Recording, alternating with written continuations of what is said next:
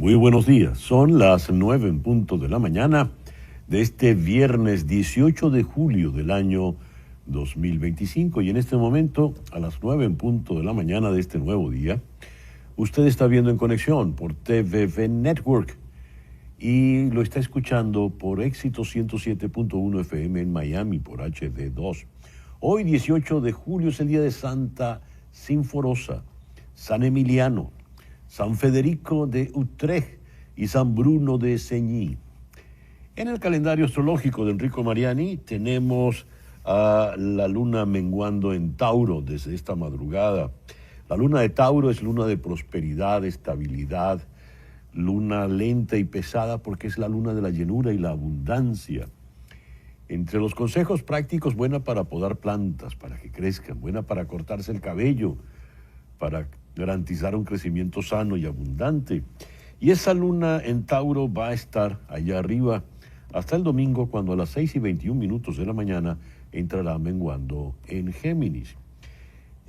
Así que tenemos por el día de hoy luna creciente en Tauro, sol en Cáncer y un detallito. Pasada la medianoche entró Mercurio retrógrado. Nos entra un largo periodo que va a llegar hasta el próximo lunes 11 de agosto. Así que paciencia. De manera que, resumiendo, luna creciente en Tauro, sol en Cáncer y Mercurio retrógrado este viernes 18 de julio del año 2025. El 18 de julio del año 64 de nuestra era comienza el gran incendio de Roma.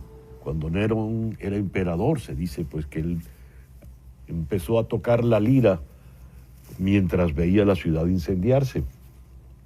El 18 de julio de 1872 murió Benito Juárez, el gran líder civil mexicano.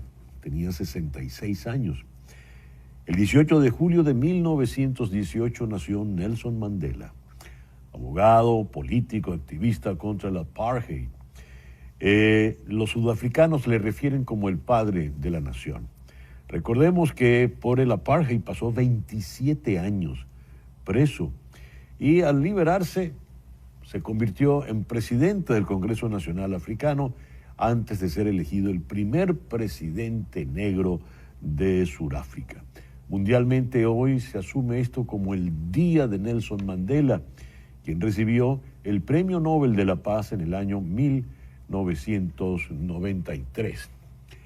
El 18 de julio de 1936 comenzó la Guerra Civil Española tras el alzamiento contra la República encabezado por Francisco Franco desde Marruecos. El 18 de julio de 1967 se funda en el Valle de Sartenejas, en Caracas, la Universidad de Caracas, que luego sería renombrada como Universidad Simón Bolívar. 57 años está cumpliendo hoy. Y una fecha también muy importante, el 18 de julio de 1976.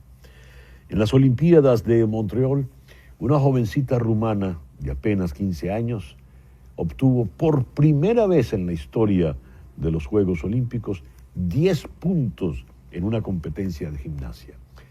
Su nombre, Nadia Comaneci.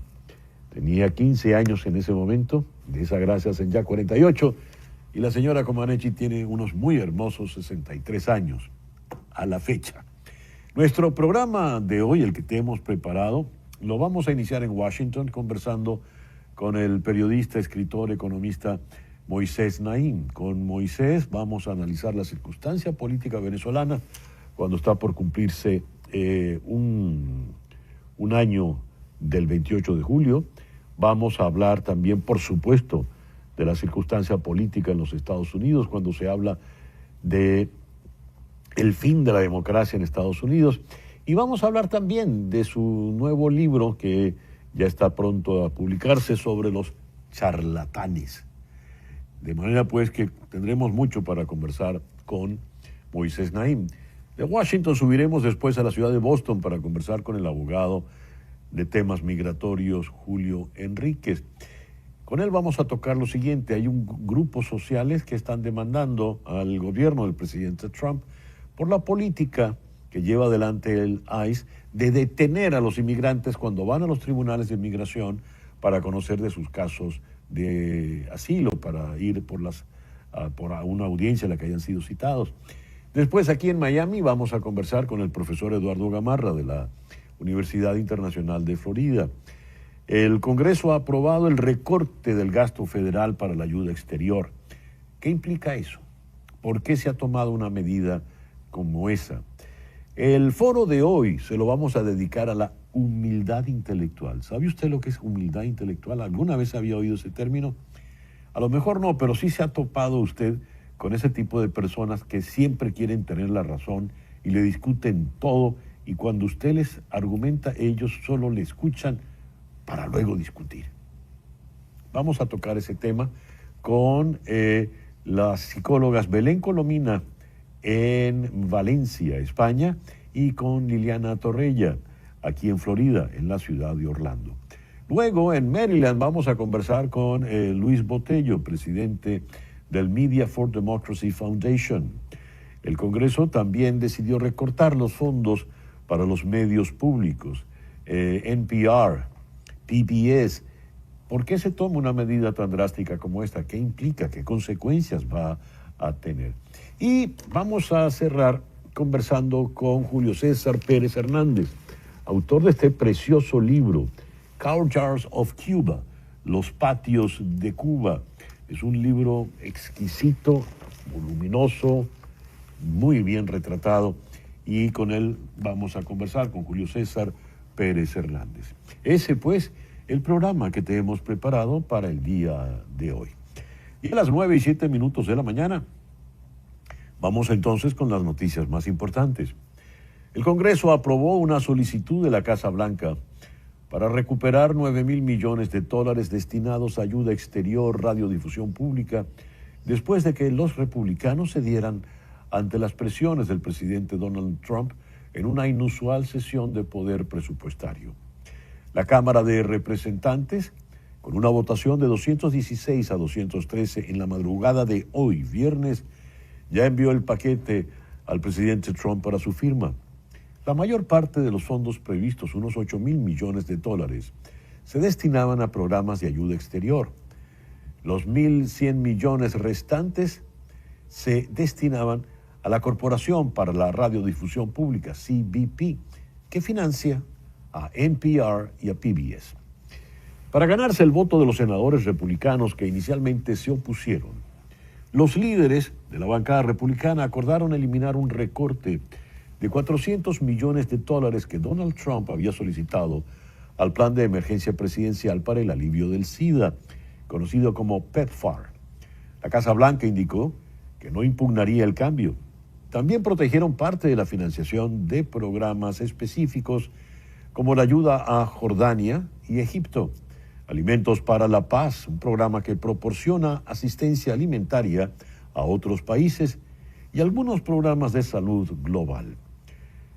Trump no tardó en celebrar, destacando en una publicación en mayúsculas en las redes sociales, hoy en la madrugada, los recortes a la atroz NPR y la radiodifusión pública, donde se desperdiciaban miles de millones de dólares al año.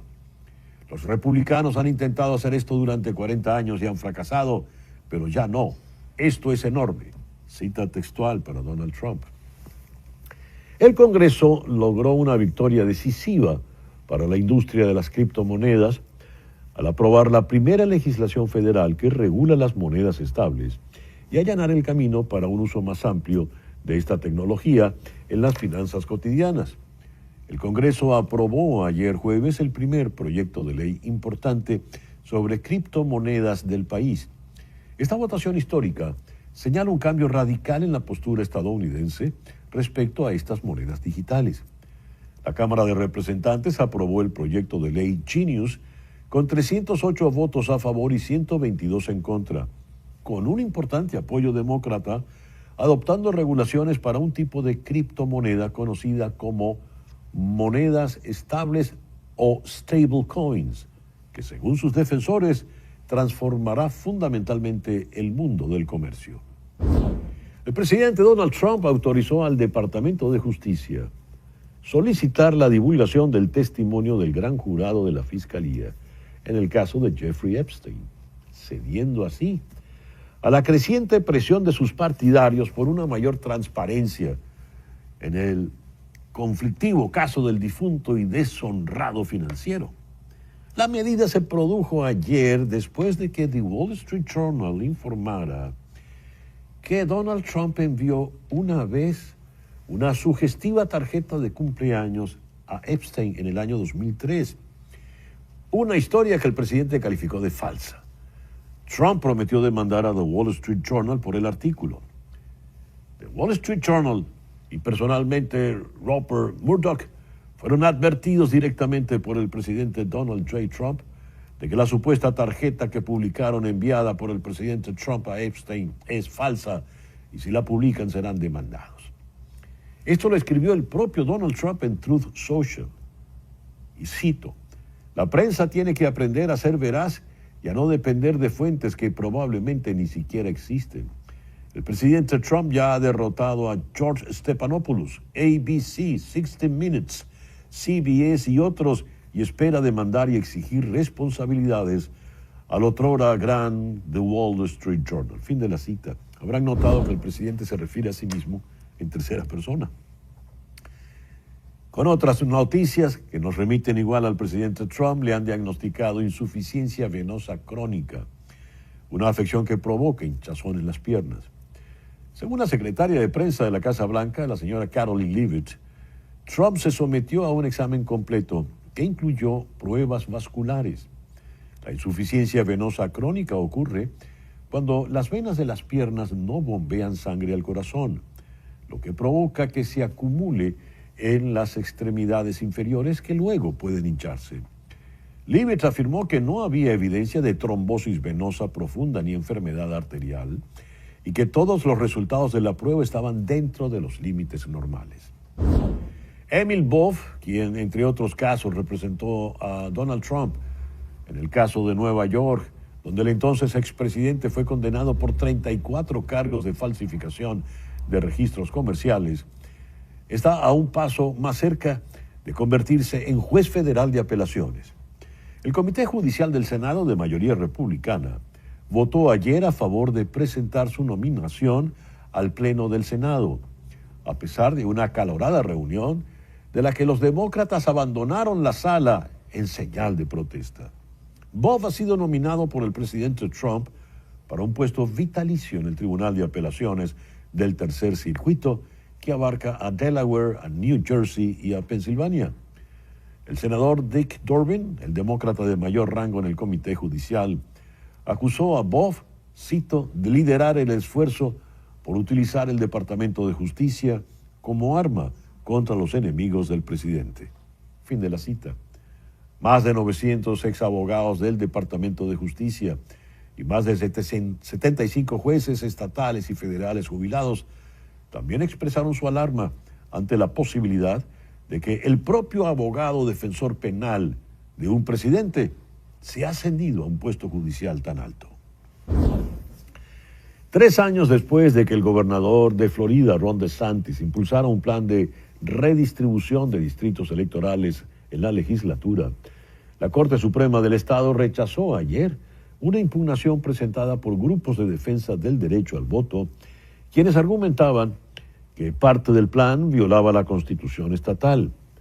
Los jueces, en una decisión de 5-1, dictaminaron que una alternativa solicitada por grupos de defensa del derecho al voto para un distrito del norte de Florida violaría la cláusula de igual protección de la Constitución de los Estados Unidos, ya que implicaría manipulación racial de los distritos electorales.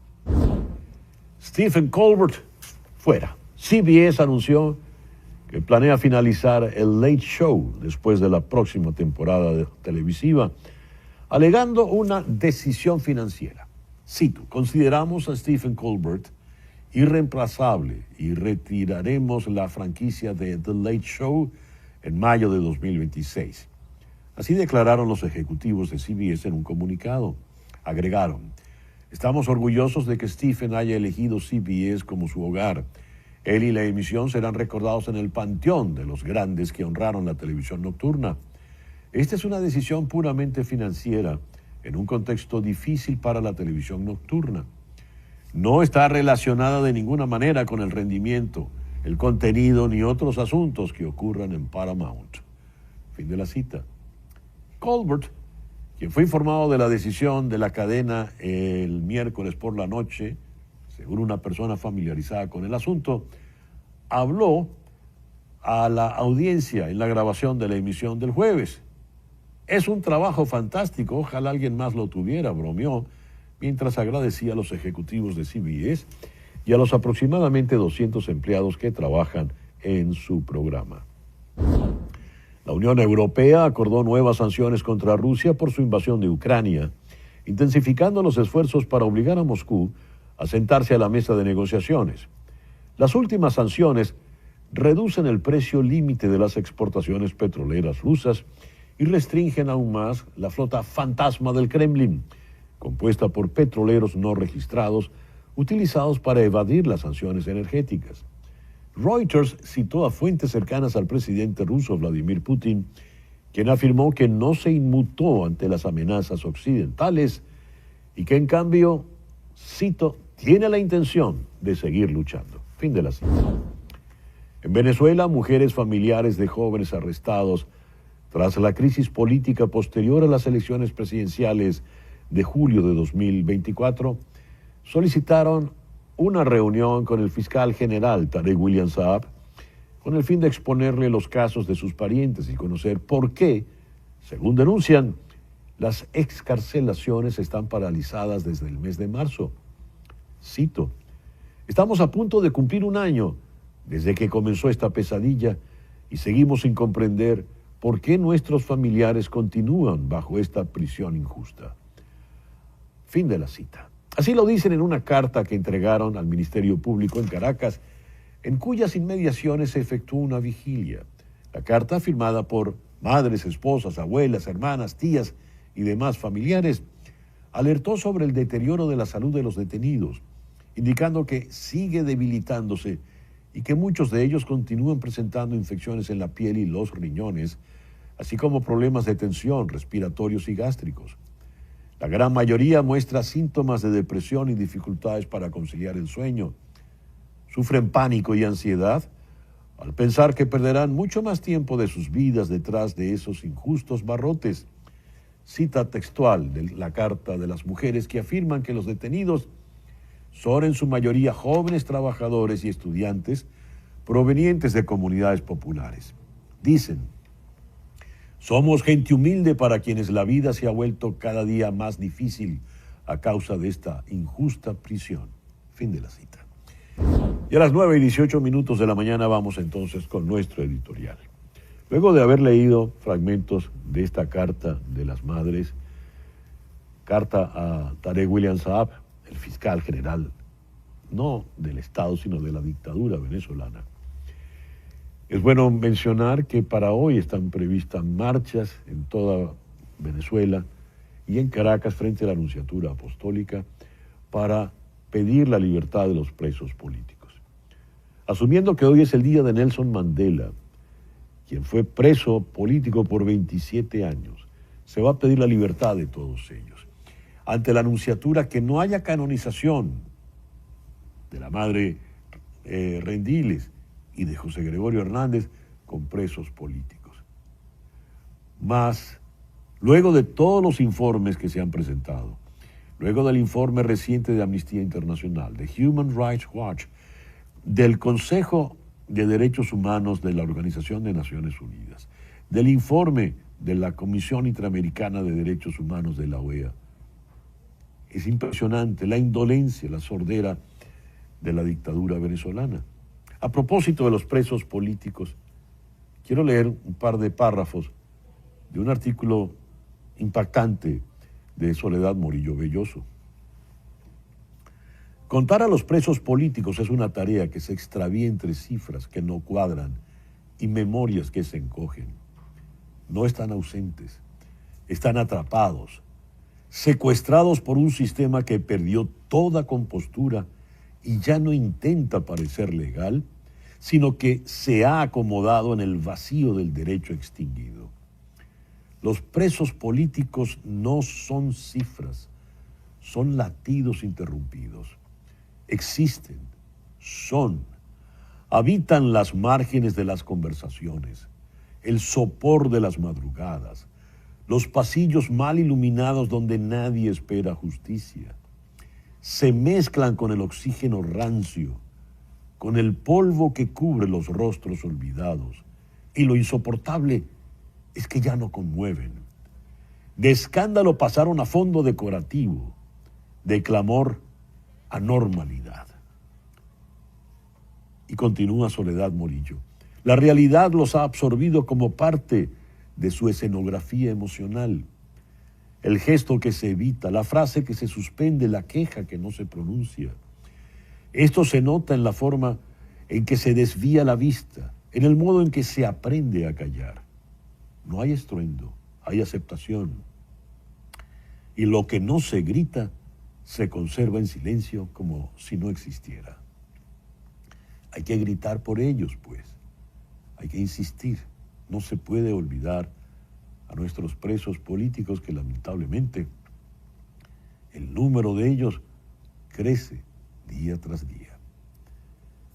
9:21 de la mañana. Una pequeña pausa y ya regresamos con nuestra primera entrevista del día de hoy con Moisés Naim.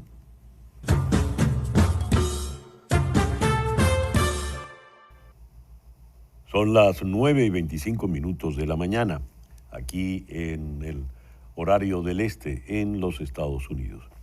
Vamos ahora a la ciudad de Washington, donde está Moisés Naim. Moisés, muy buenos días. Gracias por atendernos en esta mañana. Hola, César Miguel. ¿Cómo estás? Bastante bien, o bien preocupado, para precisar. Moisés, estamos a 10 días de que se cumpla un año de aquella victoria electoral abrumadora que ocurrió en Venezuela, en la que fue derrotado en una elección presidencial Nicolás Maduro. Un año en que o no ha pasado nada o las cosas se han agravado. El triunfador Edmundo González Urrutia vive en el exilio en España. María Corina Machado está en condición de clandestinidad y el número de presos políticos ha crecido de una manera impresionante. Has declarado: Venezuela es un país ocupado por potencias, donde los cárteles criminales no van a dejar el poder simplemente porque hay una votación. Y luego acotas algo incluso más puntiagudo. La frase más equivocada en estos tiempos es que los problemas de Venezuela solo los pueden solucionar los venezolanos. Caramba, la situación está como muy delicada. Se apostaba a que los militares reaccionarían ante una victoria electoral como esa y no ha ocurrido nada. Leído estas consideraciones tuyas, Moisés, el panorama luce desolador. ¿Hay alguna esperanza? Sí, sí la hay, sí la hay. En la medida que se entienda que los venezolanos en Venezuela y fuera de Venezuela ya hemos hecho todo lo posible por fortalecer, tener democracia, y no se logra porque la otra parte pues, lo impide y no entrega, cuando pierden las elecciones no entregan el poder y hacen trampas, etc. Entonces, eso hay que entenderlo como potencias extranjeras que no van a permitir que por una elección pierdan el control que tienen de un país tan importante, estratégico, petrolero como Venezuela. Entonces hay que esperar que en algún momento esa gente de fuera, que son líderes políticos y de gobiernos, están en estos momentos inundados de emergencias. Uh-huh. Marco Rubio, el secretario de Estado de Estados Unidos, que conoce del caso de Venezuela muy bien, que conoce, quizás lo hemos dicho, lo hemos conversado aquí antes, es quizás el secretario de Estado más conocedor de América Latina que ha habido en la historia. Él conoce todo, conoce los detalles. El caso de Venezuela tiene una relación inclusive de solidaridad con María Corina todo el tiempo, etc.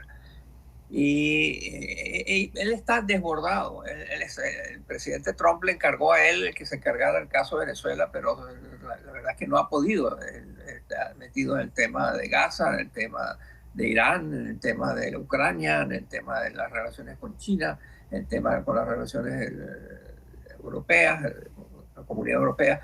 Él tiene que atender todo eso y bueno, cuando llega a la lista, el caso de Venezuela no está allí de manera, los 5 o 10 más importantes crisis que él tiene que atender cotidianamente. Entonces la esperanza es que finalmente le llegue el turno a Venezuela de que se busque una salida a un régimen claramente ilegítimo e inaceptable. Y cuando llegue ese momento, ese turno a Venezuela, ¿qué puede hacer Estados Unidos? Porque en un primer gobierno del presidente Trump, recuerda Moisés, se hablaba de todas las opciones están sobre la mesa, al final no había ninguna y casi ni siquiera había mesa. Hoy por hoy, ¿qué es lo que puede estar planteado? Yo creo que las circunstancias económicas internas de Venezuela y desde Cuba, porque creo que eso viene en paquete, ¿no? Cuba tiene la peor crisis que ha tenido en su historia y mucho de lo que pasa en Cuba depende de Venezuela y viceversa. Allí hay oportunidades de decirle a esta gente que se pueden someter. Yo no estoy a favor de las sanciones generalizadas, pero sí estoy a favor de las sanciones personales. O sea, sabemos quiénes son los torturadores, sabemos quiénes son los corruptos. Entonces, esas sanciones, cada vez que hay negociación, lo primero que el régimen trae a la mesa son que les alivien las sanciones personales. Y entonces, bueno, eso hay que tomarlo en cuenta, ¿no? Pero hay que esperar y las opciones son muchas, pero como tú dices, ha habido mucha bravuconada, mucha tabladera de tonterías sobre invasiones armadas, el gobierno americano invadiendo La Guaira, todas esas son tonterías, pero sí hay otras opciones, una gran cantidad de opciones de cómo presionar a un régimen ilegítimo que no suelta el poder a pesar de perder elecciones. En el nuevo mapa geopolítico que se ha dibujado desde la llegada de Trump a la Casa Blanca por segunda vez, ¿qué rol, qué espacio está jugando Venezuela en ese mapa geopolítico? Te lo digo porque ha cambiado todo, por ejemplo, frente a Europa en la guerra con Ucrania, la OTAN, las relaciones con Israel y en el Medio Oriente, la creciente influencia china, en fin, hay un nuevo mapa en ello. Sí, pero creo que en este caso es mejor comenzar a utilizar la idea de que Venezuela es una colonia. Venezuela no es un país independiente. Y quienes luchan por la independencia están haciendo sacrificios inmensos. La lista de presos políticos injustos que tú acabas de leer y que tenemos, el uso de la tiranía, de la represión, de la tortura como fuente de poder del Estado, muestran que Venezuela realmente está en manos de un cartel internacional donde están países como Rusia y Cuba, pero también están actores malignos no gubernamentales, o sea, los carteles de la droga, el ELN, la FARC, el conflicto colombiano traído a terreno venezolano, la producción de drogas también involucrada más en Venezuela y sus cómplices en el gobierno. Entonces, creo que Venezuela hay que pensarla como colonia. Venezuela es una colonia de estos actores malignos, algunos estados y otros no gubernamentales. Esa colonia que defines, por lo visto y por lo que comentas, tiene varias metrópolis entonces, Moisés. Correcto, sí. ¿Cuáles serían? Bueno, La Habana es sin duda alguna una muy importante, ¿no? Rusia, hemos visto como cada cierto tiempo Vladimir López y el propio presidente Maduro, el usurpador, ha ido a Rusia. O sea, Rusia es el Kremlin, está presente. El Kremlin, ellos también tienen sus enormes problemas internos y sus problemas de guerra, ¿no? Están en eso, pero no por eso no lo han entrado. Hemos visto las visitas a China de Maduro. Y bueno, y después las metrópolis del siglo XXI en este caso son movibles, ¿no? Que son los carteles, los narcotraficantes, las estructuras de tráficos ilícitos. Esa Hay una dupla- proliferación de actores, eso es la otra, perdón. Sí, La otra es que esta no es la solución, no la tiene la llave, no la tiene una sola persona. Estados Unidos tampoco solamente necesita una alianza internacional que apoye cualquier intento de traerle la libertad a Venezuela. históricamente esa dupla que representan Maduro y Cabello, ¿tiene algún otro parangón en nuestro pasado o en el pasado continental, Moisés? Yo no sé, creo que no, pero tú eres Mm. mejor historiador y más culto que yo, pero creo que no, creo que tú mismo, la pregunta encierra la respuesta, ¿no? Bueno, yendo a otros asuntos, me llamó mucho en la entrevista que hiciste allá para la Argentina, para Infobae, hablando ya de América Es Latina, para La Nación, para el diario La Nación. para el diario La Nación, bueno, La Nación de Buenos Aires, hiciste comentarios muy, muy interesantes sobre lo que fue, por ejemplo, el fenómeno Vargas Llosa, que fue derrotado por un ingeniero desconocido que terminó transformando para mal todo lo que tenía el Perú. Y hiciste una serie de consideraciones también sobre la política argentina. Hablaste allí de la famosa motosierra de Milei, que se la regaló después aquí a Elon Musk y creo que quedó arrumada en un rincón por allí. Decías, lo importante es qué se va a sustituir con lo que quite la motosierra. Me gustaría que ahondaras en esa frase y no solo pensando en la Argentina. El día después, o sea, ¿qué pasa? Bueno, son casos diferentes, ¿no? Por ejemplo, el de Venezuela y la motosierra en Venezuela para desalojar el régimen de Maduro. Y los esfuerzos del uso de la motosierra como símbolo en Argentina por Javier Milei, el presidente, para mostrar cambios que tiene que hacer y cómo recortar gastos. Y buscar el balance macroeconómico, el balance fiscal, el balance de todo tipo de situaciones inestables que rodean la economía argentina. El problema es qué pasa cuando terminas de podar todas esas, lo que se pueda. Todavía necesitas un Estado que funcione de una manera menos corrupta, un Estado que funcione más adecuadamente, que sea menos regresivo. Muchos de los estados en Venezuela, por ejemplo, y en Argentina, están dándole más a los ricos y menos a los pobres.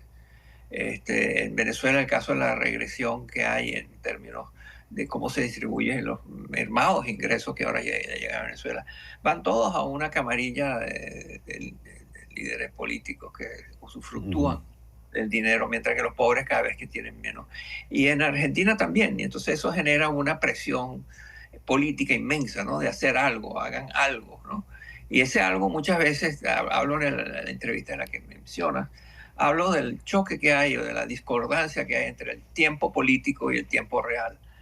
Casi todos los problemas importantes de nuestros países requieren de tiempos que la política no les da. Sí. Hablas en algún momento me llamó la atención, ahí estás hablando con relación a Donald Trump. Debemos preocuparnos por lo frágil y vulnerable que es la democracia y lo fácil que es tumbarla en estos tiempos. Y a propósito de lo que ocurre en Estados Unidos, comentas lo que opinó Steven Levitsky de Harvard, donde él afirma que Estados Unidos ha dejado de ser una democracia plena y que estamos en un autoritarismo competitivo. ¿Qué está pasando en este país, Moisés? Steve Colbert, es tu presentación esta mañana donde Sí. le anunciaste a tus oyentes que ese show de la noche, manejado desde hace casi 10 años por Steve Colbert, va a ser suspendido, va a ser eliminado. Colbert es uno de los críticos más eficaces, más creativos, más interesantes, más influyentes que hay sobre la política estadounidense y sobre Trump. Ha sido un feroz y tenaz crítico de Trump. Entonces, él es incómodo para la compañía a la cual pertenece. Él habla, su show es de CBS, que es un canal que está en negociaciones complejas que donde estoy seguro, es casi imposible imaginar que las agresiones de Colbert a Trump, en términos retóricos, no formaron parte de esa negociación y ese cálculo, ¿no? Entonces, eso simplemente lo utilizo para decir que estas nuevas autocracias, muchas de ellas furtivas, la democracia no se socava ya más con tanques y las calles, soldados a las calles y aviones bombardeando. Ahora hay contadores, abogados, toeros, militares en civil que están socavando todo lo que es el funcionamiento del Estado, ¿no? Y bueno, como tú dices, Levitsky ya calificó a Venezuela de no democracia, pero acaba de salir otros estudios. Todos los estudios que analizan sistemáticamente la calidad de la política y de la democracia en el mundo ponen a Venezuela entre los países que simbolizan esta nueva forma de democracia furtiva, de autocracia furtiva, que cada vez es menos furtiva y más explícita. Entre las reacciones que tuve al mencionar la noticia de Steve Colbert, las reacciones que me llegan, por supuesto son venezolanos que llaman la atención sobre el parecido entre ese tipo de medidas y las que tuvo en su momento Hugo Chávez, limitando a periodistas, limitando a medios, programas de televisión. Es un patrón que se repite por lo visto, Moisés. Absolutamente, y no solo en Venezuela y no solo ahora en Estados Unidos, pero por supuesto lo hemos visto en Hungría, claramente lo sabemos que existe en Rusia, etc. Recordemos que las primeras cosas que hizo Chávez fue tomar el control de las Fuerzas Armadas. Él sacó de la línea de mando colegas de él en los cuales no confiaba y llenó las redes militares de amigos leales, incondicionales, aunque fueran incompetentes. Luego de tomar el control de las Fuerzas Armadas, tomó el control de la Corte Suprema, después tomó el control del Congreso, y todo eso poco a poco, y pues, detrás de cada una de esas cosas hay centenares de decisiones burocráticas, pero que conculcan la democracia. ¿Es recuperable la democracia? Fíjate que en nuestra conversación, en estos breves minutos, la hemos mencionado en Venezuela fundamentalmente, en Argentina, en Estados Unidos, en algún país europeo. ¿Esa decadencia es reversible? ¿Se puede recuperar? Sí, yo creo que sí. Y básicamente en algún momento la gente que apoya estos regímenes empieza a reconocer que están equivocados, ¿no? Eso va a tener que ocurrir en algún momento. O sea, toda esta gente que están con tanto entusiasmo apoyó.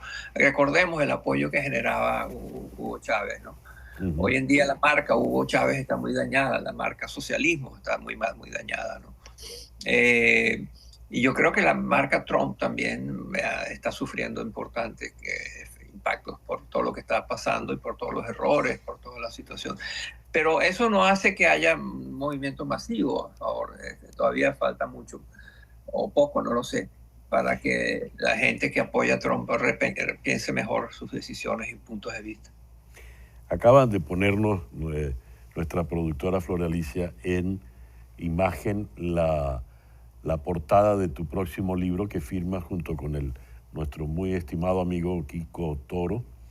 Y es una botella de esos elixires que vendían en las películas de vaqueros, en los charlatanes que iban de pueblo en pueblo vendiendo un elixir que servía para curarlo todo, charlatanes, y cómo no voy a poder hacer la traducción desde aquí ahorita. No embaucadores, tramposos, etcétera. Sí. Etcétera, etcétera. Ese es tu próximo libro.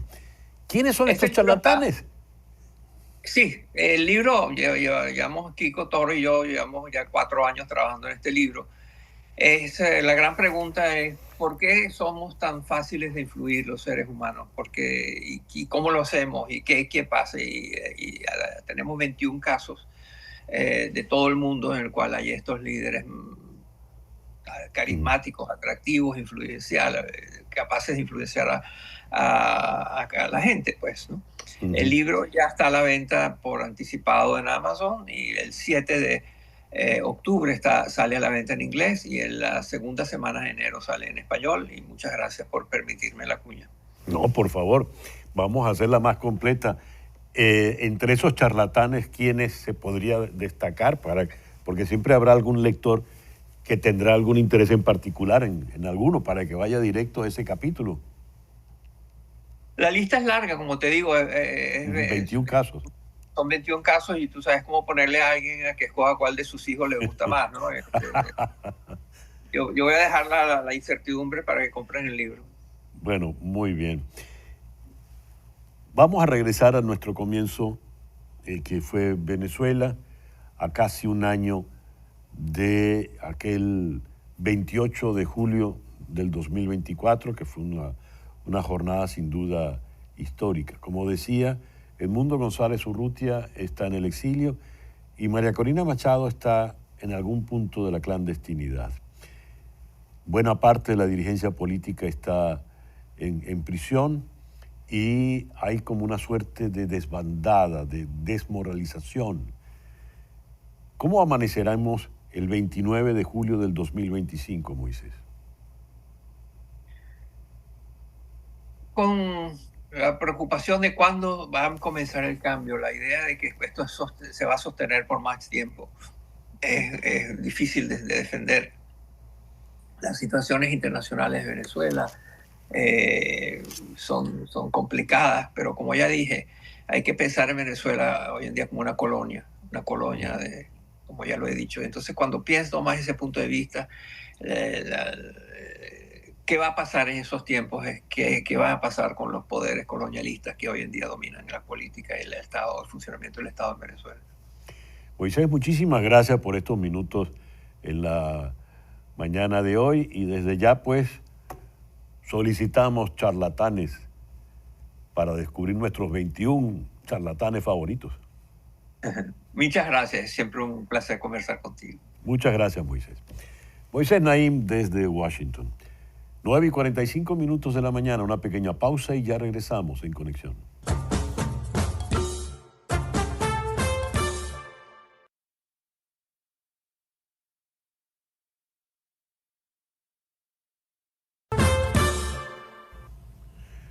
Son las 9:48 de la mañana, hora del este aquí en los Estados Unidos. Leo que grupos de derechos civiles demandaron al gobierno del presidente Donald Trump por permitir arrestos de inmigrantes en tribunales de inmigración. La demanda colectiva fue presentada en un tribunal federal en Washington.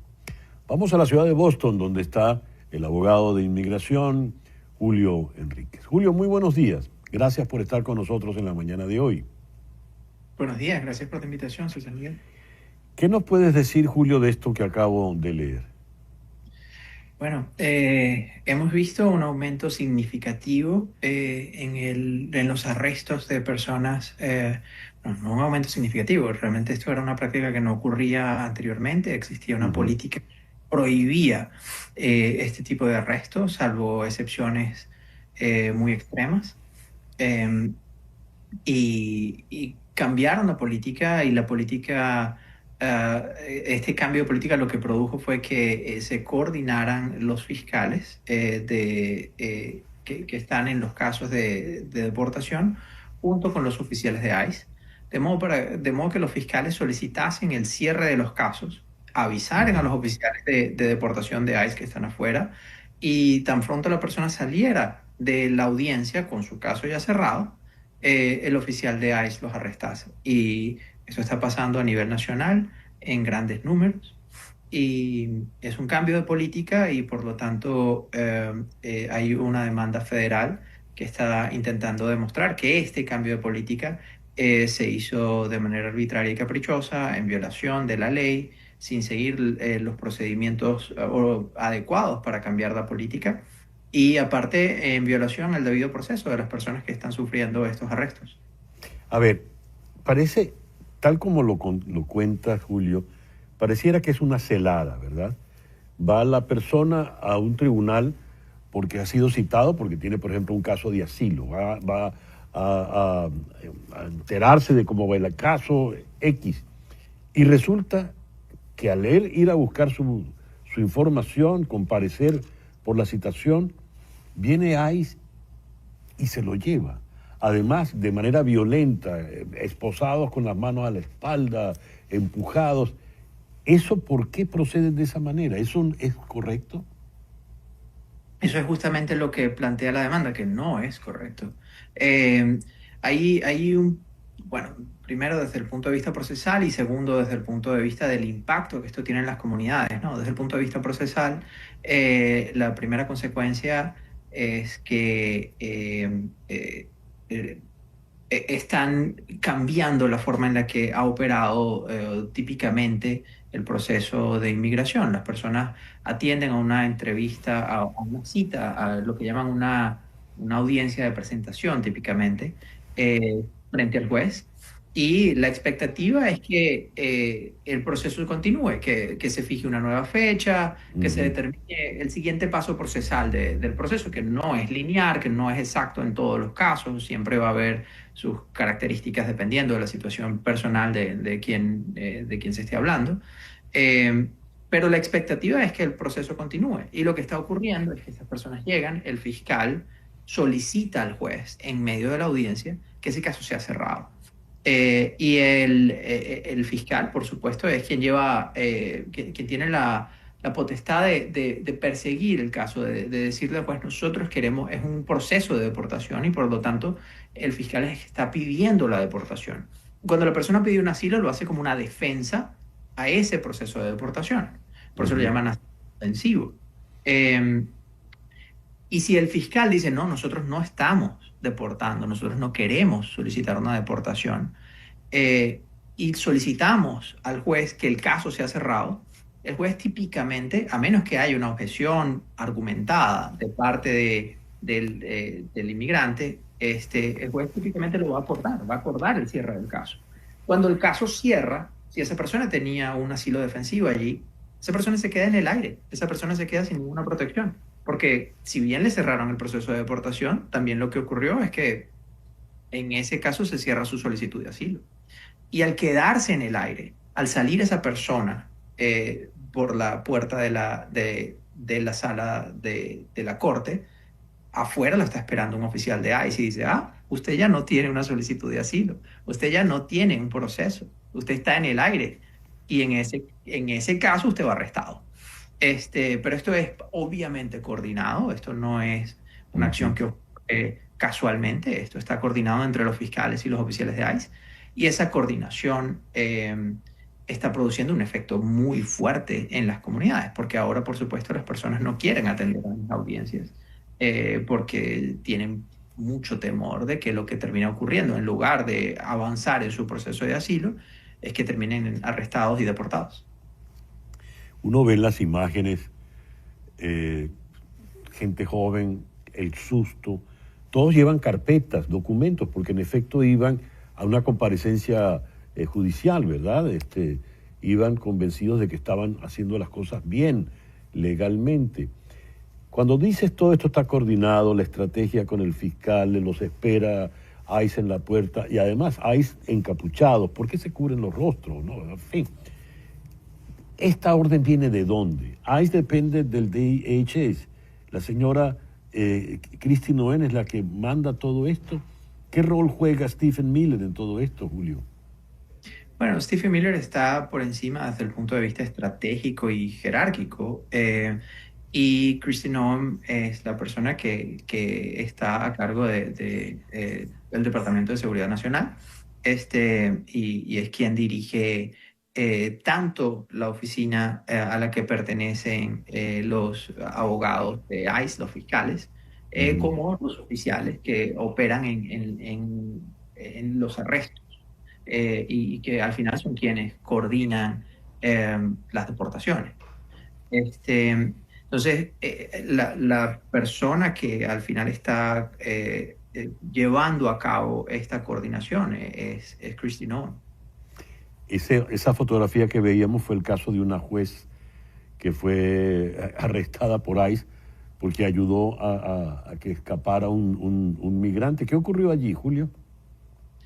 No conozco este caso con suficiente detalle, pero lo que entiendo es que hay algunas acusaciones contra algunos jueces, porque los jueces no consideran razonable que los fiscales, no solamente en cortes de inmigración, sino esto ha ocurrido en otro tipo de cortes, que los fiscales o que los oficiales de ICE deberían estar llevando a cabo arrestos en sus cortes. Y ha habido más de una instancia en las cuales los jueces han intentado eh, proteger a los migrantes de ser arrestados y también instancias en las cuales han sido el mismo juez ha terminado Ya. en un problema, ¿no? Sí. Y esto, bueno, nosotros somos venezolanos, nos trae algunos recuerdos un poco oscuros. Increíble, increíble. Esta demanda que han introducido en Washington, ¿qué posibilidades de éxito tiene, Julio? Pues hay que entender la forma en la que opera y las escalas que hay en el sistema federal judicial. Em, a nivel de Washington, hay cortes que es muy posible que puedan acordar ciertas protecciones y estar de acuerdo con los demandantes. Incluso puede haber una apelación y esa apelación tiene una posibilidad razonable de que sea favorable a quienes están demandando y que genere ciertas protecciones. Sin embargo, esto tiene unas altas probabilidades de terminar en la Corte Suprema y la composición de la Corte Suprema tiene una situación pues bastante Sí. distinta. Probabilidades de éxito en la Corte Suprema no son particularmente altas. Julio, muchas gracias por estos minutos en la mañana de hoy. Muchas gracias por la invitación. El abogado Julio Enríquez desde Boston. Son las 9:58 de la mañana. Un estudio histórico publicado en el New England Journal of Medicine revela que la técnica de fecundación in vitro con 3 personas, conocida como donación mitocondrial, ha resultado en el nacimiento de 8 niños sanos en el Reino Unido. Sí, como lo estás oyendo. Los primeros bebés de 3 padres biológicos. Lo que ven ahora es una representación visual de 6 niños hecha con inteligencia artificial para proteger la imagen de los niños. Este procedimiento tiene como objetivo prevenir que los bebés hereden enfermedades graves causadas por mutaciones en el ADN mitocondrial de sus madres. La técnica implica transferir el núcleo de un óvulo fertilizado con mitocondrias defectuosas a un óvulo donante con mitocondrias sanas. Los niños resultantes tienen ADN nuclear de sus padres biológicos y ADN mitocondrial de una donante.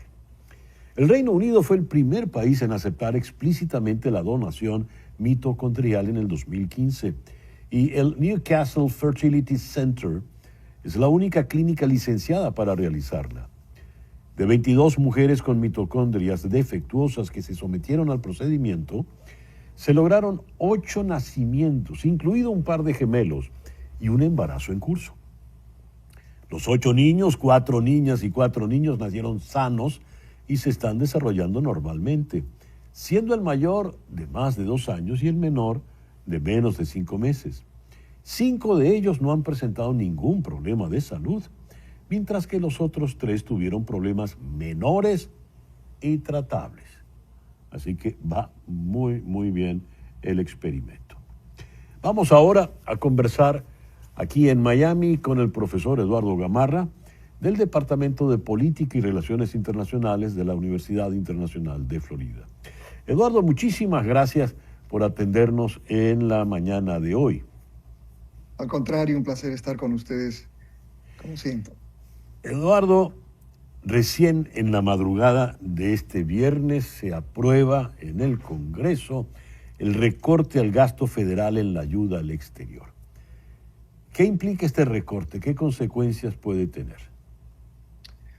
Bueno, yo creo que es importante comenzar, César Miguel, simplemente haciendo notar que este desarrollo ratifica más bien el enorme poder que tiene Donald Trump sobre el Partido Republicano, el poder que tiene sobre el Congreso, ambas cámaras, es más, y que simplemente si pasa un proyecto de ley y a él no le gusta, él puede quejarse y hacer que hayan cambios en el proyecto de ley. Y por supuesto, eso es lo que ha sucedido en las dos dimensiones de este paquete. En términos de la ayuda al exterior, pues básicamente lo que hace es que es el último clavo en el ataúd de USAID. Este recorte simplemente quieren decir que Estados Unidos ha decidido no más ayuda al exterior en áreas críticas, aunque si bien se protegió, por ejemplo, áreas como asistencia en términos de SIDA y cosas al respecto, pero en general los cortes son enormes y hacen que Estados Unidos pues ya no sea un actor importante en materia de asistencia al desarrollo, por ejemplo. ¿Por qué se procede de esta manera? Ideológicamente hablando, políticamente hablando, ¿cuál es el motor detrás de esto? ¿Por qué el señor Trump se empeñó en eso desde un primer momento? Bueno, César Miguel, esta es una corriente muy fuerte dentro del Partido Republicano y dentro del sector conservador norteamericano, que se remonta inclusive a la década de los 60. Siempre ha habido una corriente muy fuerte, por ejemplo, que busca expulsar a Naciones Unidas de territorio norteamericano, que busca que Estados Unidos no participe en ninguno de los foros y de los organismos internacionales de financiamiento, ¿no? Y gran parte de la queja es muy parecida, por ejemplo, a la queja que se tenía sobre la OTAN. La realidad es que Estados Unidos proporciona el mayor financiamiento a Naciones Unidas, el mayor financiamiento al Banco Mundial, al Fondo Monetario, así como financiaba la mayoría de la OTAN.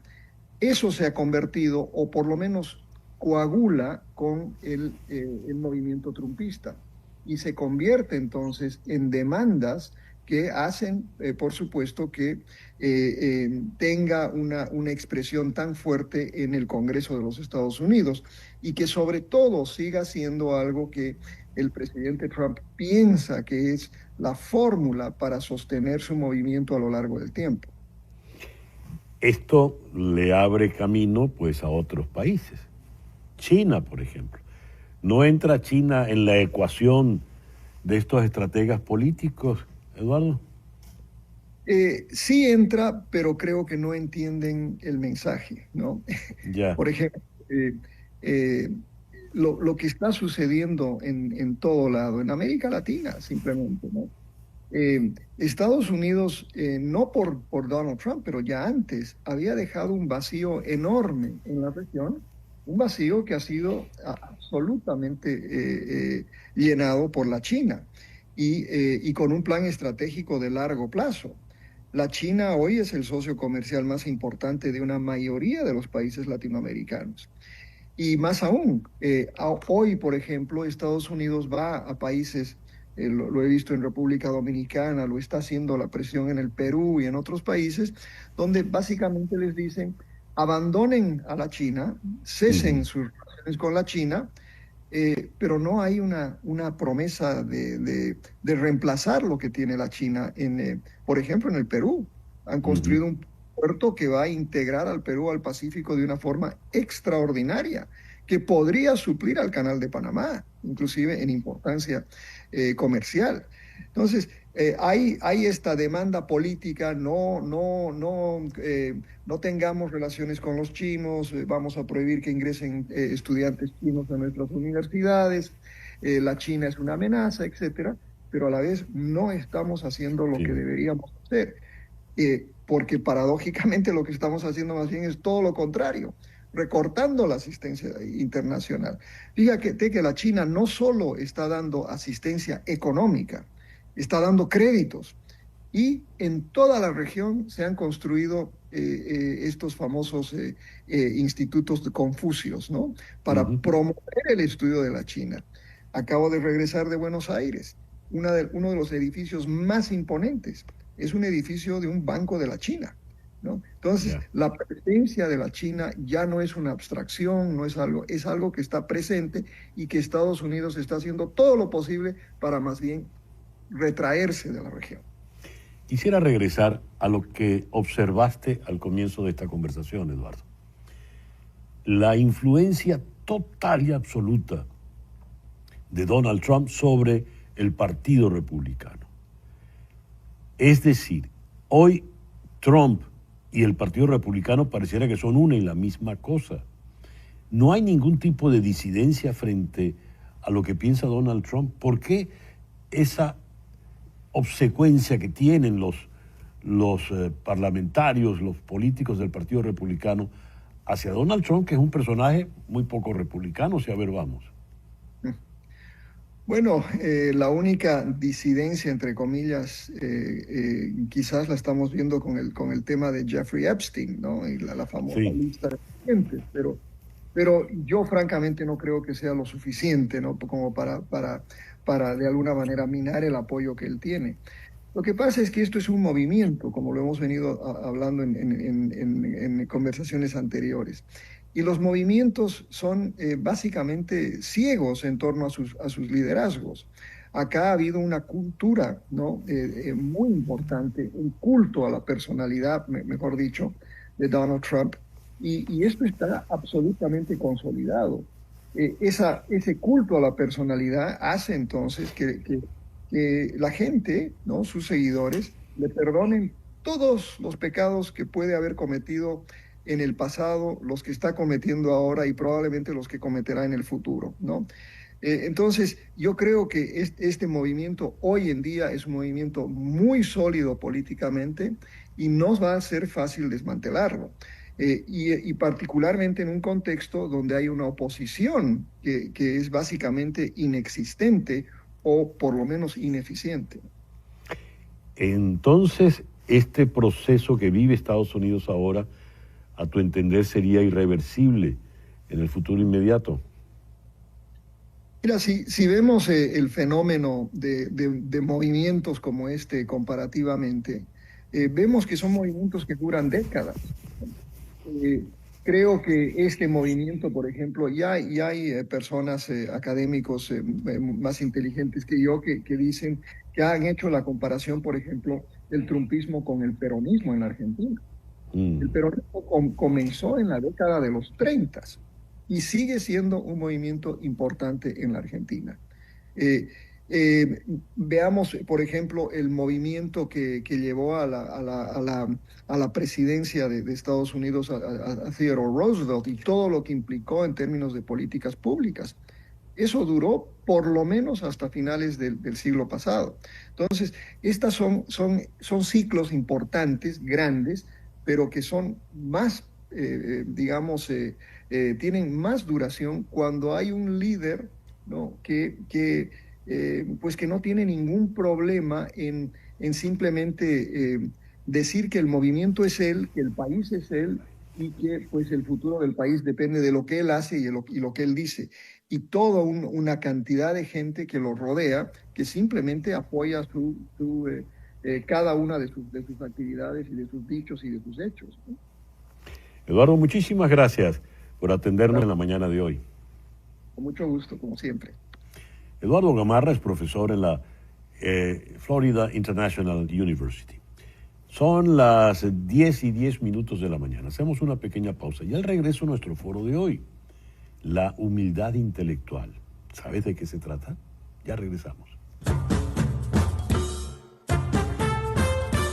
A César Miguel Rondón, en Conexión. Son las 10:13 de la mañana, hora del este, aquí en los Estados Unidos. ¿Qué es la humildad intelectual? ¿Cómo la humildad intelectual transforma el diálogo, el aprendizaje y la convivencia en sociedad? En la vida cotidiana, en la política, la ciencia o las redes sociales, la capacidad de escuchar, cuestionar y aprender de los demás es fundamental para el entendimiento y la convivencia. Sin embargo, hasta hace poco, la psicología no contaba con una forma clara y consensuada de definir y medir este rasgo. Vamos a ocuparnos de eso ahora. Vamos a contar allá, al otro lado del océano, en la Valencia mediterránea, con Belén Colomina, psicóloga, experta en meditación. Ella es la autora del libro El poder sanador del silencio. Y aquí, en la península de la Florida, en la ciudad de Orlando, está siempre consecuente la psicóloga y senior coach Liliana Torella. Liliana, Belén, muchísimas gracias por estar con nosotros en el programa de hoy. Un placer. ¿Qué es humildad intelectual? Vamos a comenzar con Liliana en esta mañana. Gracias, César Miguel, y gracias por la invitación nuevamente. La humildad intelectual para mí, y qué bueno que estemos hablando de este tema en el programa, es una de las habilidades de las cuales menos conversamos actualmente y necesitamos más. Y tiene que ver con la capacidad para poder reconocer los límites de nuestro conocimiento, para poder reconocernos imperfectos, para poder saber que aunque tengamos puntos de vista, aunque nuestras ideas puedan estar muy validadas en muchos momentos, hay momentos en los cuales tenemos que poder decir no sé, o tenemos que ser capaces de autocuestionarnos con respecto a aquello que asumimos como verdad. A eso se refiere un poco este tema de la humildad intelectual. ¿Y cuál es tu opinión, Belén, por favor? Bueno, pues creo que es uno de los rasgos más importantes para el ser humano, porque creo que el ser flexible, tener apertura, tener curiosidad, es una de las virtudes más grandes del ser humano para permitir seguir creciendo, para en vez de discutir y ser rígidos, poder llegar a acuerdos, para poder llegar a convivir en grupos, ¿no? Y no dejarte llevar, ¿no? También aumenta pues la variable del discernimiento, de ser capaz de poder elegir y discernir mejor diferentes opciones, porque no estás encapsulado en la rigidez de una sola opinión, porque es la tuya, ¿no? Es dar por hecho que al final tus creencias es algo subjetivo y que probablemente hayan muchos más mapas mentales, aunque no quieras salir del tuyo, da igual, ¿no? Pero lo importante es tener asombro y curiosidad por indagar en los demás. Yo leo acá porque el término me resulta muy novedoso, seguramente a muchos de nuestros amigas y amigos en la audiencia, pero al leer y escucharlas veo que uno está lidiando con este asunto cotidianamente. Por ejemplo, la humildad intelectual fomenta la escucha activa. Permite escuchar para comprender en lugar de escuchar para responder. Yo esto lo veo a cada rato, que uno está conversando con alguien y cuando uno expone el argumento, la persona lo está escuchando solamente para responderme y criticarme. ¿Qué pasa en estos casos? ¿Por qué somos tan poco humildes, intelectualmente hablando, Liliana? Bueno, hay muchas variables, César Miguel, pero yo diría que la más común es que nosotros como seres humanos pues tenemos esta dimensión de nuestro ego que tiende a apegarse a las ideas. A veces terminamos creyendo que somos nuestras ideas, nuestros pensamientos y no sabemos cómo distinguir que esas ideas forman parte de lo que yo puedo crear como ser humano, pero que no soy eso, que soy mucho más que eso. Entonces, el ego empieza a jugar un papel fundamental y por eso es que la humildad intelectual está también asociada a tener mayor madurez, digámoslo así, desde la perspectiva de poder separarnos en el mejor sentido y poder distinguir esto es lo que pienso, esto es lo que creo, esto es lo que siento en una determinada situación y ponerlo incluso a disposición de que pueda ser refutado, de que pueda ser manejado por otras personas de una forma diferente. Y también otra variable que influye es que hay un sesgo natural en la psicología, que es lo que llamamos el sesgo de la confirmación, que es esta tendencia a querer que lo que nosotros pensamos sea cierto, ¿no? Entonces es como un sesgo que no podemos evitar, pero que sí podemos estar conscientes de él y en algunas situaciones reconocer que es un sesgo de nuestra conducta y de esa manera poderlo manejar de una forma distinta. En tu experiencia clínica, Belén, ¿qué es más frecuente? ¿Una persona intelectualmente humilde o intelectualmente arrogante? Digo, si el intelectualmente arrogante es el contrario de la humildad intelectual, ¿no? Sí, generalmente lo que más nos encontramos es arrogancia y superioridad porque hay rigidez mental, ¿no? Porque una de las claves de la flexibilidad es poder bajar a la humildad de que podemos abrirnos, ¿no?, a más corrientes de pensamiento. Y la superioridad y la arrogancia da lugar, por desgracia, ¿no?, a una mayor hostilidad y a una mayor agresión, porque es como una defensa, como comentaba la compañera, una gran defensa del ego, en la cual yo necesito como blindar mucho más todo lo que yo pienso, porque es como que estuviese ya a disposición de todos lo que yo soy. Entonces necesito cerrar y defenderme, algo muy contrario a la humildad. La humildad permite estar abierto porque no tienes esa inseguridad, sabes que no van contra ti, que son simplemente opiniones y creencias que podemos encontrarnos para debatir, para contrastarlas, y por eso nos hace crecer individualmente y como grupo, y nos hace llegar a acuerdos y a sostener la paz, ¿no? La arrogancia y la superioridad siempre nos llevan por caminos mucho más difíciles y mucho más hostiles. Liliana, en tu intervención anterior usaste el término madurez. Es decir, la humildad intelectual supone madurez. Por ejemplo, una persona madura es lo contrario de un adolescente. El adolescente empieza a abrirse al mundo, y yo, que soy padre de 5 hijos, pues hice una especie de doctorado en adolescencia, ¿no? Ya todos son adultos crecidos y me han regalado nietos. Pero los adolescentes funcionan siempre con la verdad absoluta. Un adolescente no acepta que le discutan porque él tiene solo la verdad. Sí. ¿Cómo es ese proceso, intelectualmente hablando, para pasar de la adolescencia intelectual a la madurez intelectual, Liliana?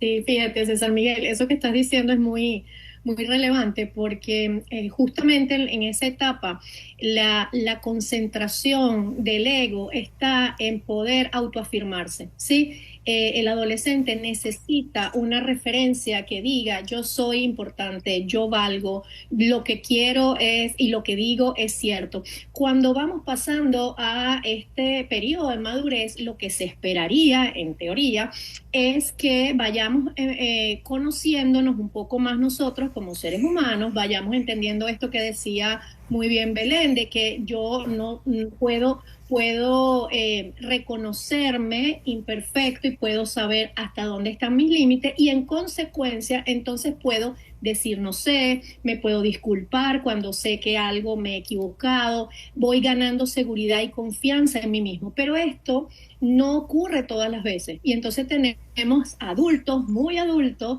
con mucha dificultad para asumir esta humildad intelectual, sobre todo los adultos que son más estudiados, los adultos que tienen mucha experiencia, los adultos que están muy expuestos públicamente y les da mucho miedo que el poder reconocer que se equivocaron o que no es cierto y tener esta flexibilidad los haga ver frente a otros como insuficientes, como desvalorizados, etc. Entonces la madurez tiene que ver mucho con este crecimiento que se da no solamente por un tema de edad, sino por un tema de experiencia, de exposición y de autoconocimiento. Por eso es que también vemos adolescentes que pueden estar teniendo humildad intelectual y no hay problema. Pero lo que suele ocurrir por lo general es que en esa etapa no se espera que sean humildes intelectualmente, pero ya en la etapa de la adultez sí, esperamos que haya mucha más madurez. ¿Y se puede aprender a ser humilde intelectualmente, Belén? Sí, y todos debemos llegar como a ese punto, ¿no?, del crecimiento personal y el desarrollo madurativo interior, ¿no? Porque tanto para la salud mental como para el equilibrio emocional, para la salud emocional y de cada uno de nosotros, el bienestar está dictado por esta apertura, curiosidad y flexibilidad, ¿no? Todo lo que sea rigidez nos va a llevar por mal camino, y todos los caminos que nos lleven a una apertura, a una escucha atenta, a llegar a acuerdos, a consensuarnos, a poder escuchar sin una crítica severa, sino con una atención presente, ¿no? De lo que tú me estás conociendo, porque al final se trata de construir puentes, ¿no? Y conforme estamos hablando de la etapa de desarrollo, ¿no? A medida que desarrollamos más nuestro lóbulo frontal y nuestra corteza prefrontal, que nos comunica, o sea, nos lleva a poder madurar la reflexión, la planificación, nos lleva a poder madurar diferentes funciones ejecutivas que son para un uso humilde, para un uso de humano. Sin embargo, la superioridad nos aleja mucho de esta gran virtud que ya está en nuestro propio cerebro. Leo aquí que la psicología ha enfrentado un reto significativo para definir y medir la humildad intelectual.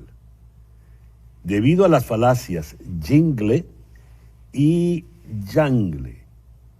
¿De qué estamos hablando cuando uno dice Jingle y Jangle a la hora de medir psicológicamente humildad intelectual? Liliana, ¿puedes ayudarnos en esto? César Miguel, creo que en esta oportunidad no te puedo ayudar. No había escuchado ese término de forma directa asociada a la humildad intelectual. Me parece interesante. Voy a aplicar mi humildad intelectual hoy para decirte que estaría buenísimo investigarlo mucho más. No sé si Belén tenga esa información. A ver, Belén. No puedo apoyarte ahorita. Belén, por favor. En realidad, igual también hago uso de mi humildad intelectual, ¿no? No podría responder muy bien como a esta diferencia, pero sí como a algo importante en la subjetividad o en la evaluación, ¿no? De esta característica o rasgo de personalidad, que serían como los ítems evaluables, ¿no? Para traer como en un consenso bajo el concepto de la humildad psicológica, ¿no? O la humildad intelectual. Esta capacidad de apertura o esta capacidad de flexibilidad, lo que nos lleva a la creatividad, ¿no? Como diferentes ítems en los cuales nos puede mostrar una vía de desarrollo para entrenar esta cualidad, ¿no? Porque en la medida en que esté como todo más cuadrado o estipulado o tipificado, podremos llegar a poder entrenarla, madurarla para el beneficio de todos, ¿no? Cuando conocemos un constructo, si no conocemos los conceptos que pueden apoyarlo, pues quizá no podemos entrenarlo como tal, ¿no? Y poderla diferenciar, perdón que te interrumpa, sí. Poderla diferenciar la humildad como valor, que es esta humildad que conocemos como un principio valorativo, de la humildad como una competencia de desarrollo que implica esto que decía Belén, que tengamos que generar características observables que puedan ser entrenables en distintos momentos y para distintas situaciones. Entonces creo que allí puede haber una diferencia importante para ayudarnos a distinguir esto que estabas comentando, César. En los tiempos que corren, nos hemos hecho radicales, intransigentes. Las redes contribuyen a que haya un discurso absolutista, ¿verdad? Donde yo tengo la razón y solo yo tengo la razón, la verdad es solo lo que yo digo. Y las discusiones pues no progresan, porque no hay verdadero intercambio de ideas. Como leía aquí al principio, no escuchan mi argumento para comprenderme, sino para ver cómo me van a rebatir, cómo me van a responder. Y esto puede pasar en ámbitos globales, desde el ámbito político, social, hasta ámbitos bastante más pequeños, ¿no? Hasta el ámbito íntimo, familiar. ¿Cómo podemos bregar con esto en estos tiempos que corren, Liliana? Sí, yo creo que nada más reconocerlo ya es un punto a favor. Es decir, que estemos hablando de esto, que muchas personas sepan que hay una humildad intelectual y que se puede desarrollar. Creo que es un buen punto para bregar con esto, porque sobre todo la falta de humildad intelectual es la semilla para los contextos de polarización en todos los ámbitos, César Miguel. Entonces, cuando estemos identificando que estamos frente a una conversación o frente a una situación donde lo que está prevaleciendo es el malestar, lo que está prevaleciendo es la no conjunción de ideas, nosotros podemos preguntarnos de antemano, ¿qué será lo que necesito escuchar más y más profundamente, además de esta situación? ¿Y qué será en lo cual yo estoy dispuesto a ceder? No para tener la razón, que ahí es donde está el tema intelectual, ¿no? La dificultad que tenemos los seres humanos para admitir que no tenemos la razón, sino es esto de no me interesa a veces tener la razón, lo que me interesa es ganar la relación, lo que me interesa es avanzar en lo que estemos en este momento conversando. Y eso implica tener una valentía gigante, César Miguel. O sea, ser humilde implica tener una gran valentía personal, porque implica de poner, vamos a decirlo así, las armas, que en este caso son los argumentos intelectuales, de poner eso, ponerlo a un lado y poder entrar en un estado de vulnerabilidad con el otro para poder llegar a un consenso, entre comillas, aunque yo no quiera aprobar lo que estás diciendo, pero sí puedo aceptar que esto que estás diciendo es diferente a lo que yo pienso. En algún momento, Belén, te planteé si yo podía contraponer, por ejemplo, a humildad intelectual, la arrogancia intelectual. ¿Podría, en ese mismo orden de ideas, Belén, podría decir que el fanático es aquel que carece por completo de humildad intelectual? Sí, sobre todo también creo que es importante diferenciar, por lo que también decías, uniendo un poco también la reflexión anterior, que el liderazgo no tiene por qué implicar una opinión rígida y arrogante en la cual yo tengo dogma de lo que digo, ¿no? Sino que en realidad un buen líder es el que sabe mirar por el conjunto de seres que le acompañan para llegar a un beneficio común, ¿no? Y para eso necesitamos practicar esta escucha atenta y activa de cada uno de nuestro grupo, de cada uno de los que somos individualmente y en sociedad. Por eso al final, cuando un liderazgo, un líder, las redes o cualquiera de nosotros solo ve una parte sesgada, que es su propia opinión, nos vamos a un extremo peligroso que puede resultar hostil porque perdemos de vista a la gran mayoría, y eso no implica que sean ellos los que tengan la razón y yo no sabemos. Aquí se trata de escuchar, de atender, de entendernos y llegar a una conclusión común en beneficio de todos, ¿no? Entonces, ese sería un buen líder y no el arrogante que cierra hacia un extremo y quiere llevar al resto hacia su propia opinión, ¿no? Porque quizá nos merecemos también líderes que nos escuchen a todos y que promuevan un bienestar común. Esos líderes arrogantes, me temo, lamentablemente son los que abundan en los tiempos que corren, ¿verdad? ¿Qué me hizo ser arrogante? ¿Un problema de inseguridad personal, poca estima, poca confianza en mis ideas, Liliana? Hay muchas variables, César Miguel. Las más comunes tienen que ver ciertamente con crecer con algunas ideas que fueron autoimpuestas por los seres de autoridad, las personas de autoridad con las que conviví, pero es como tener esta idea de que yo necesito ratificar quién soy constantemente, porque eso es lo que me va a permitir sentirme más valioso. Entonces, todo lo que creo que sé y lo que creo que soy, tengo que mostrarlo y tengo que, en general, aumentarlo. Y tiene mucho que ver también con algunas variables de tipo cultural. Por ejemplo, enseñanzas, voy a tomar la palabra que dijo Belén, dogmáticas. Todos los dogmas de fe, los dogmas sociales, los dogmas culturales, llevan en muchas ocasiones a las personas a puntos de vista arrogantes. Y aquí es importante, no es que la persona sea arrogante en general, es que tiene un punto de vista intelectual arrogante. Y esto puede ser que haga que esta persona no se muestre arrogante en todas las situaciones, pero cuando se trata de un tema, cuando se trata de esta área donde cree que tiene la razón o que es una autoridad, utiliza el poder del conocimiento para posicionarse con autoridad frente a un determinado grupo social. Y por eso es que es tan importante en el liderazgo saber cómo se usa este poder y esta arrogancia, porque no es que sea mala la arrogancia, es necesaria en algún punto tener esta facilidad para poder mostrar lo que yo sé. Lo importante es que eso sea usado en un bien colectivo y no en un beneficio de poder individualizado. El tiempo se nos ha acabado, así que Belén, te dejo a ti hoy la palabra conclusiva, por favor. Bueno, pues yo creo que uno de los constructos más importantes es el que estábamos hablando y ojalá la humildad intelectual nos lleve a sentir una humanidad compartida en la cual podamos todos escucharnos y sentirnos como humanos que simplemente queremos el beneficio para todos. Muy bien, gracias Belén, muchísimas gracias Liliana por habernos acompañado en la mañana de hoy. Belén Colomina en Valencia, ella es la autora del Poder Sanador del Silencio, y Liliana Torrella aquí en Orlando. Una pequeña pausa y ya regresamos en Conexión.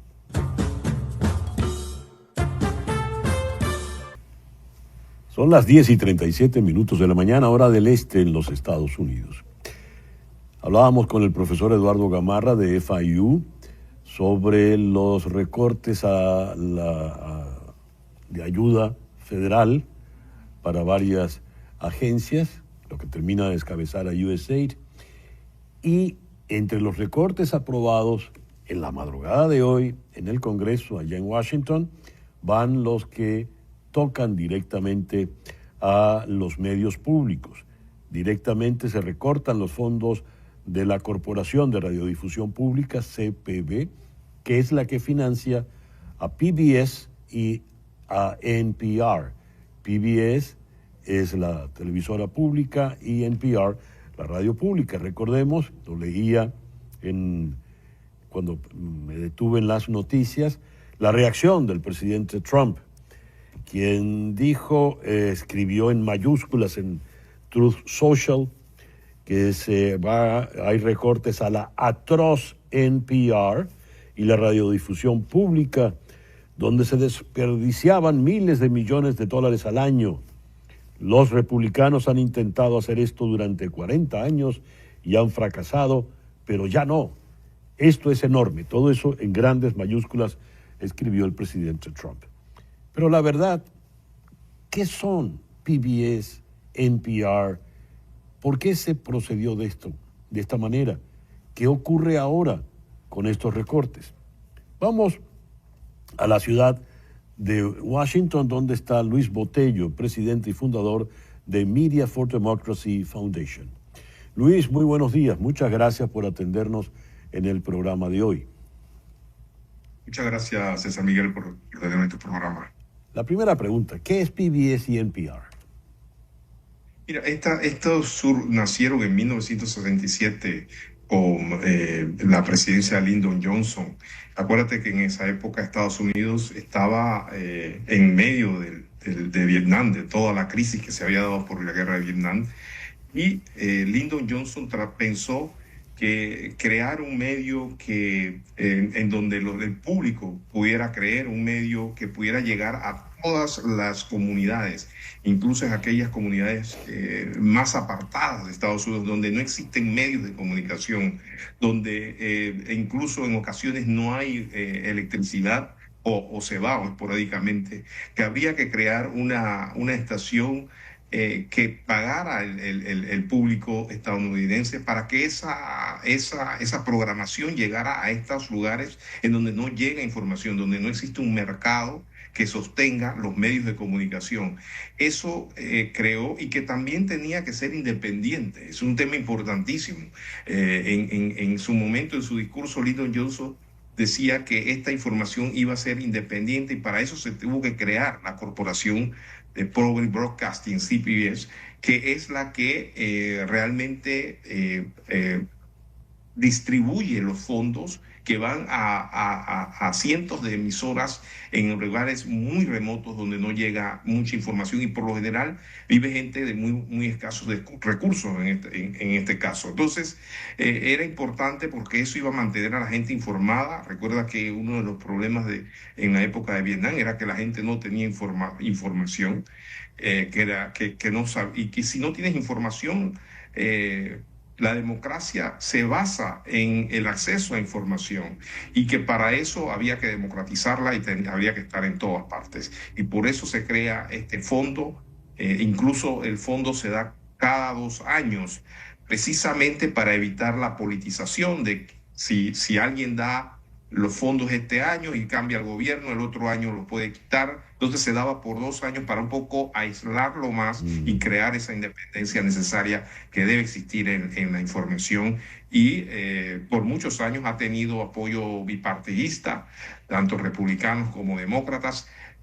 Se ha intentado en muchas ocasiones tratar de eliminarlo, pero al final el público, por lo general, en muchas ciudades, en muchos estados, siempre aprobaba y los políticos veían en que cancelar la corporación de radio y televisión pública pudiera afectarles gravemente en el periodo electoral. Nunca lo hacían, y hoy en día parece que se han unificado, por lo menos los republicanos, para cancelarlo. Bien. Después de los recortes aprobados en la madrugada de hoy, ¿qué va a pasar con la corporación, con PBS y con NPR? Bueno, mira, la realidad, César Miguel, es que la mayoría de los fondos que recibe la corporación, un 70% va a estaciones en estas ciudades más pequeñas y que requieren de un medio público que no esté sometido a las presiones, por ejemplo, comerciales, y en donde en ocasiones no existe una empresa privada que pueda proveer y pueda pagar por esta programación. La National Public Radio también recibe en los últimos años, precisamente preveyendo que posiblemente el gobierno en algún momento pudiera cortar esos fondos, fue cada vez más recibiendo menos. Lo que hablamos de National Public Radio, la NPR, y la mayoría de sus fondos realmente vienen ahora de fundaciones privadas. Pero los quienes van a sufrir más son precisamente las estaciones para la cual la corporación fue creada. Entonces, la pregunta es qué va a pasar en esas áreas. De NPR, yo asumo que continuará. Es posible que tenga que ser una estación no la influyente NPR que conocemos, National Public Radio, porque va a perder las filiales. Una de las grandes cosas que tenía National Public Radio es que muchas de estas filiales, de hecho, los fondos que recibía de la corporación los utilizaba para comprar precisamente programación que producía la National Public Radio. Entonces, si se afecta, aunque sea solamente un 5% de los fondos que iban para la National Public Radio, al final termina afectándolo mucho más, porque mucha de la programación de NPR era comprada por esas estaciones pequeñas que recibían los fondos de la corporación. Entonces, es lamentable. Yo creo que esto sí va a ser un cambio estructural del sistema mediático de Estados Unidos, y que todos sabemos que si uno quería ver una información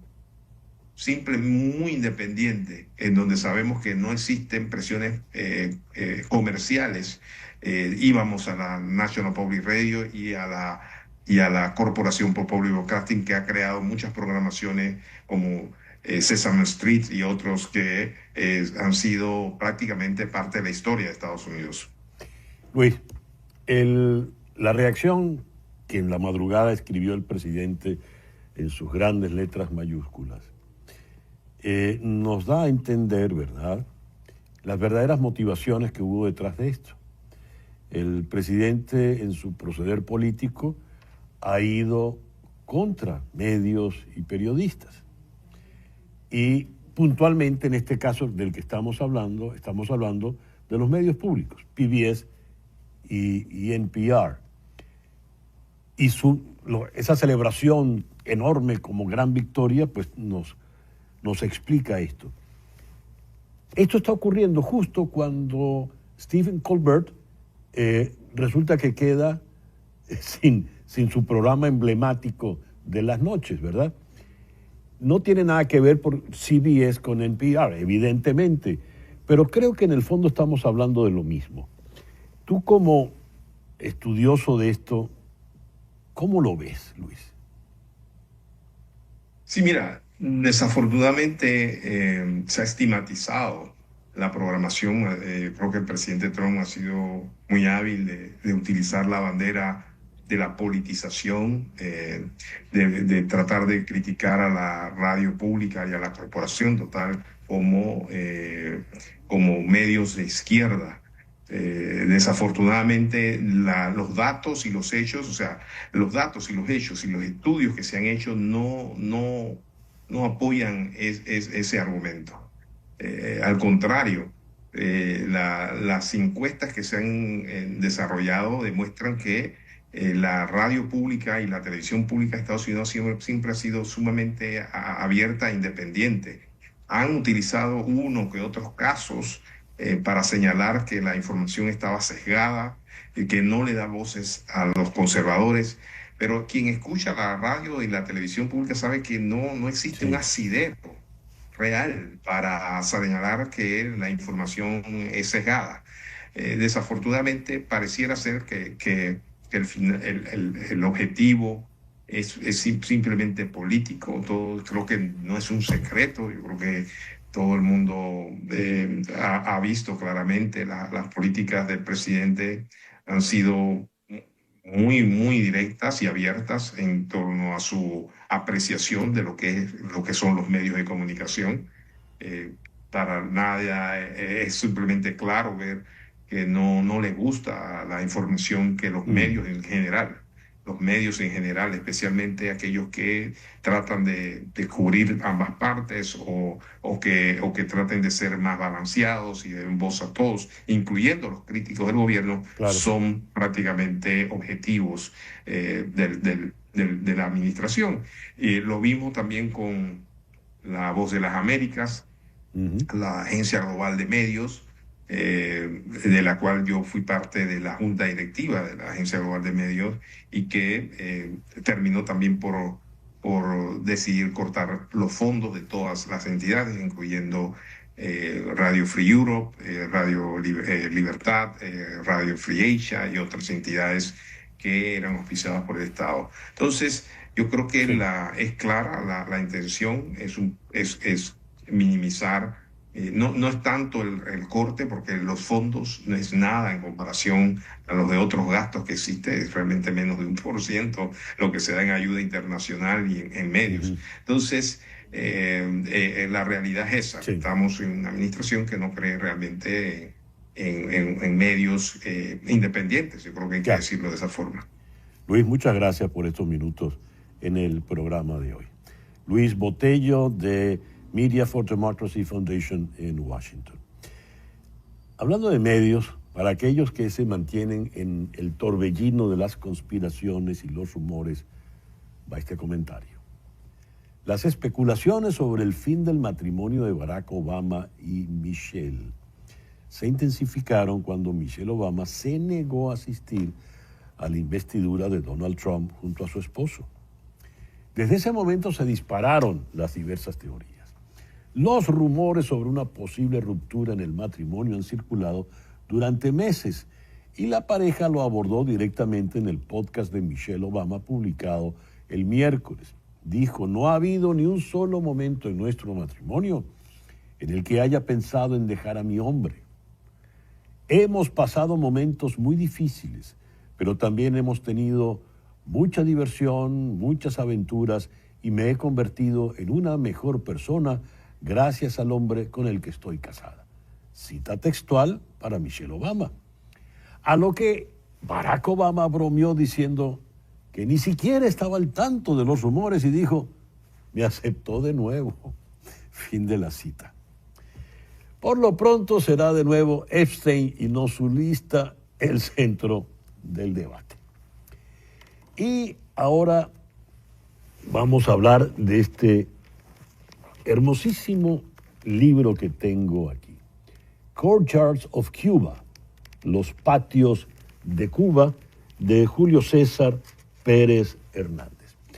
Julio César, muy buenos días. Muchísimas gracias por estar con nosotros en el programa de hoy. Muchísimas gracias a usted y muy buenos días a usted y a todos los oyentes. A ver, ¿por qué los patios de Cuba? ¿Qué tienen en particular? Déjeme quitar aquí esta taza para... ¿Qué tienen los patios de Cuba que no tengan otros países de la América Latina o del Caribe? La particularidad de los patios de Cuba emana de su conexión con los patios de la arquitectura de la antigüedad clásica y también islámica. Las tradiciones clásicas e islámicas vinieron a América, a Hispanoamérica, filtradas por España, como sabemos. Y en el caso de Cuba, como probablemente ocurrió en los otros países, pues hubo una adaptación a la geografía, a los medios con que se contaban para edificar, y a pesar de que los primeros pobladores no eran profesionales, traían consigo sus experiencias de los lugares de los que provenían. Muchos de ellos de la zona de Andalucía y de las Islas Canarias, donde ya existían edificaciones con patios. Recordemos que específicamente en Granada se encuentra la Alhambra, Sí. que es un conjunto ordenado, compuesto alrededor de muchos patios, de bellos patios. Los patios de Cuba tienen una particularidad que con su evolución mostraron ser un elemento válido desde el punto de vista de adaptación al clima, desde el punto de vista de proveer un centro neurálgico tanto para los edificios públicos como para los privados. Y existen varias características que los hacen distintos y que yo he podido constatar a través de mis viajes. En Cuba existe un sistema de patios que muchas veces son dos. Uno más formal, ligado al acceso y ligado a la vida pública de la casa, y un segundo patio, también llamado traspatio, vinculado a las actividades de servicio. Esa es una de las características. Y una pregunta, Julio César. Las fotos del libro fueron hechas por usted. Sí. ¿Son recientes estas fotografías? Porque sabemos del deterioro que ha sufrido la arquitectura en la isla a lo largo de estas décadas, los daños, por ejemplo, en ciudades tan bellas como La Habana o Santiago. ¿Estas fotos son recientes o de qué o de cuándo son? Las fotos son de diferentes periodos.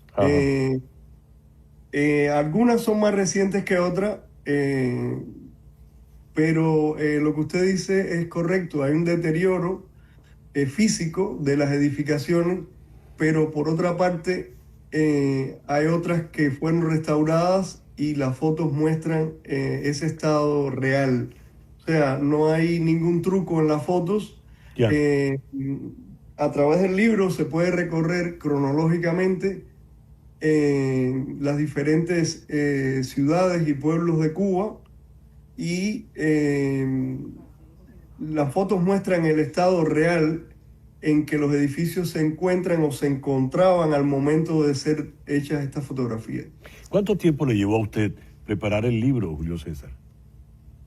Gracias por la pregunta, que es excelente. En realidad este libro comenzó como un artículo allá por 1987.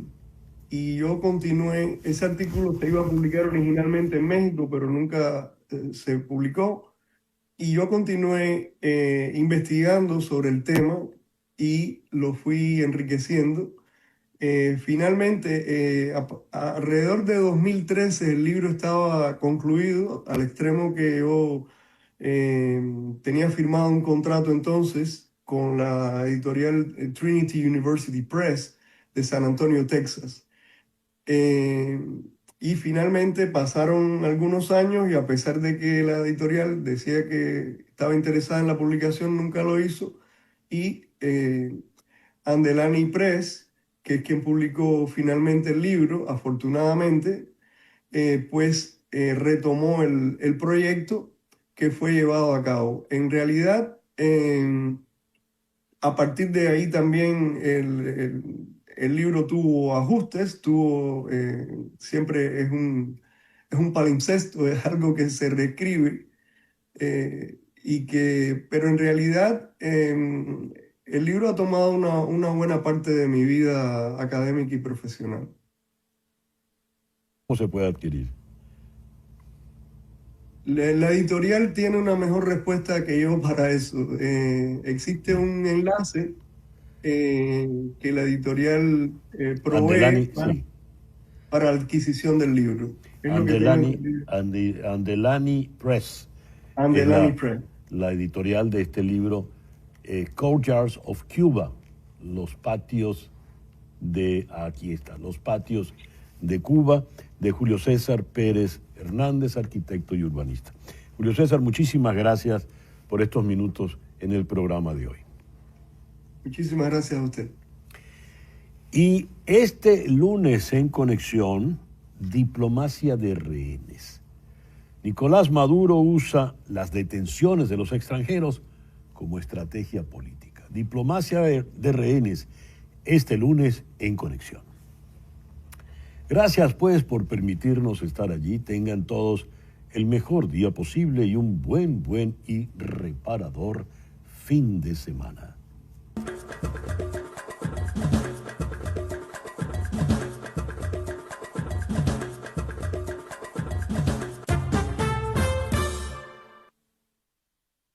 En Conexión fue una producción de Floralicia Anzola desde 360 Content para TVV Network en los estudios de éxitos Miami 107.1 HD2, con Laura Rodríguez en la producción general, Mariel Sofía Rodríguez en la producción informativa, Carlos Prato en los controles y ante el micrófono, quien tuvo el gusto de hablarles, César Miguel Rondón.